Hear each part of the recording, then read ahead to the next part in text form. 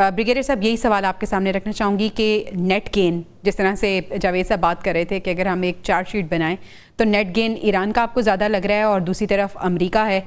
America ने इससे क्या पाया, क्या खोया? क्योंकि जो अज़ाइम लेके ईरान पर हमला किया गया था, आपको लगता है कि वो अज़ाइम में कामयाब हुआ है?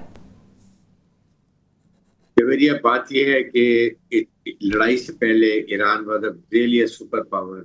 उनकी साख बहुत थी, क्रेडिबिलिटी बहुत थी, और they were always standing with Israel के साथ खड़े होते थे। हर मौके पे गजा में क्या किया, उसके बाद आप देख लें सीरिया में क्या हुआ, what all they were doing it, और सपोर्ट करते थे। लेकिन जिस तरीके से इजराइल ने ईरान को गलत मिसकैलकुलेशन करवाई, उसको पैम्पर किया अटैक करने के लिए, और फिर सोचे समझे बगैर अमेरिकन प्रेसिडेंट अटैक कर दिया, उसके बाद ईरान ने अमेरिका ने बहुत लूज किया, अपनी क्रेडिबिलिटी खराब की, नेटो से ताल्लुकात खराब हुए, नेटो ने सपोर्ट करने से इनकार कर दी बिकॉज इन्होंने उनको प्लानिंग में शामिल नहीं किया।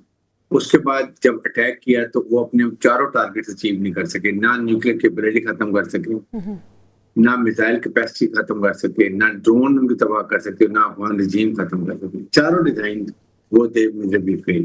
सही। और इसके बाद वो फंस गए। फिर जब सीज पर हुई तो उसके बाद अब उनको अमेरिकन अवाम को पता चला हमारी लड़ाई नहीं थी। अमेरिकन प्रेसिडेंट वाज स्टक कि मैं वापस जाऊं तो मैं सुलह करके तो मैंने क्या गेन किया।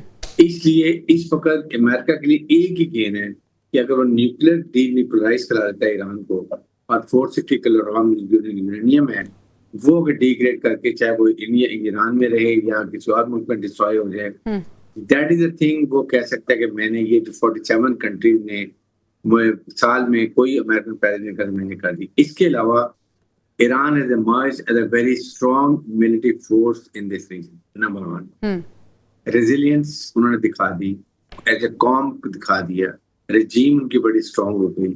और अभी डील में भी आप देख लें, everywhere Iran is gaining, sanction खत्म हो रही हैं जी। उसके बाद उनके पास उनके एसेट रिलीज हो रहे हैं, उनको अलाउ हो गया 60 डेज की, ये एक्सटेंड होता जाएगा जब तक ये मुज़ाकरात चल रहे हैं।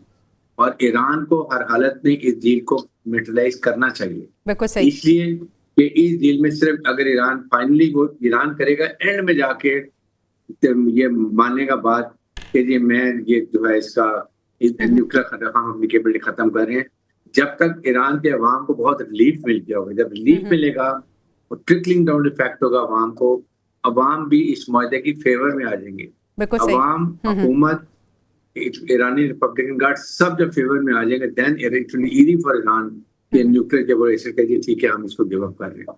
तो आई थिंक इस कॉन्टेस्ट में देखा जाए तो ईरान ने गेन किया, अमेरिकन ने लूज किया, और पाकिस्तान ने आई थिंक मार्का हक के बाद मई में जो किया था लास्ट ईयर, जून में ईरान को खुली सपोर्ट किया, अभी सपोर्ट किया, साजिश का किरदार किया। सो पाकिस्तान का इमेज एज ए सालिस, as a military force, as a nuclear power आसमान पे चला गया, और इंडिया समुद्र की तह में दफन हो गया। और अब जरूरी ये है कि पाकिस्तान अपने इस